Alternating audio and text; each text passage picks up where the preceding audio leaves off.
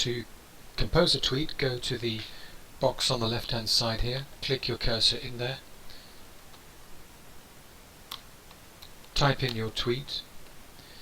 If you want to add a picture, click on the picture icon and then navigate to the folder on your computer and attach the picture to your tweet. Then click the tweet button and it will go to all your followers. In my case that's 46 followers. If you want to grab someone's attention, you can also put in the Twitter username, and as I start to type the name you will see a drop down list of people. Now I can also add in a URL, a link to a website, and when I copy and paste the link, Twitter will automatically shorten that link. It's a very long link, it takes up quite a few characters, but that's the reason why Twitter actually shortens it to save you characters for use in your sentence. So when you're ready, click the tweet and you will see there how it's shortened the link. Now if you look at the Twitter timeline, you will see that most tweets are composed of a headline sentence, a link to an external website, and sometimes a hashtag. And I'll get onto hashtags in a moment. But basically, for instance, this tweet here by Forrester Research, if you hover over there you see a list of options. You can reply to that tweet and take part in a conversation. You can retweet it, and when you do that, the tweet then gets sent to all your followers.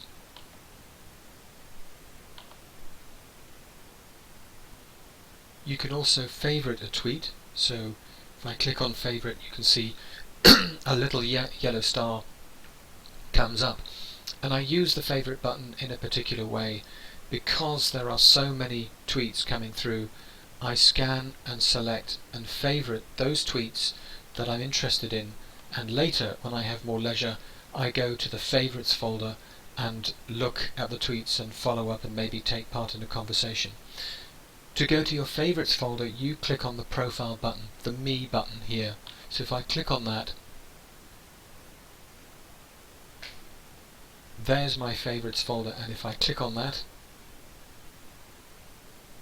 you will see a list of all the tweets that I have favorited.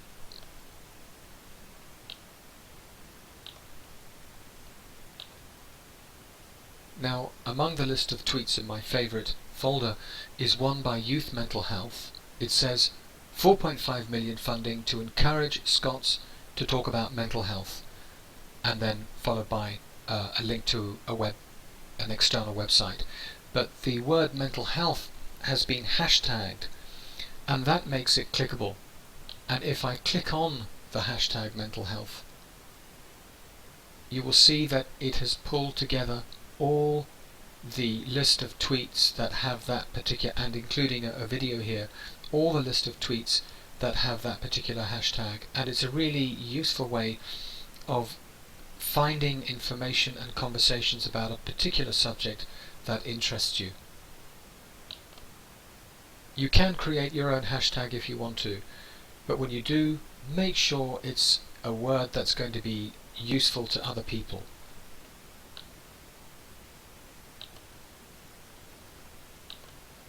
Twitter search doesn't work in the same way as Google search. It throws up people and organizations rather than subject matter. So for instance, in the search box at the top here, if I click the cursor in there and say type in food, you will start to come up with a list of different people and organizations involved in the food business or in food growing. I also have the option here of clicking on this bit, search all people for food, and when I do so, it comes up with a long list of people, giving me the option also to follow any one of these if I think they're useful. Now, because it's pretty impossible to keep up with the continual stream of tweets in your Twitter timeline on the daily basis, I often go to the connect button here, which tells me who has favorited a tweet or retweeted or mentioned my name.